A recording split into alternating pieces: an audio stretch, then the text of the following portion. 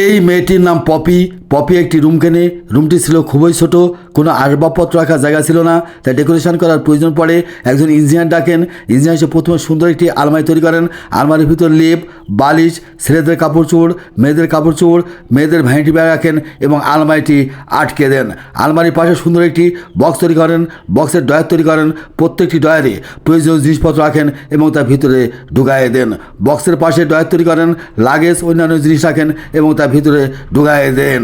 বক্সের পাশে সুন্দর একটি ডয়ার সিস্টেমের টেবিল তৈরি করেন। টেবিলের উপর ল্যাপটপ রাখেন। টেবিলের উপরের দেওয়ালে সুন্দর একটি শোকেস তৈরি করেন। শোকেসের ভিতর বিভিন্ন প্রকার জিনিসপত্র রাখেন, বইপত্র রাখেন এবং শোকেসটি আটকে দেন।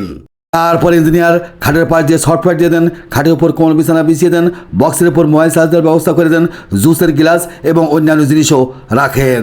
টাকা না মাকে বেশি ভালোবাসেন? যদি মাকে বেশি ভালোবাসেন কমেন্ট বক্সে লিখে দিন আই লাভ মা। দয়া করে চ্যানেলটিকে সাবস্ক্রাইব করুন।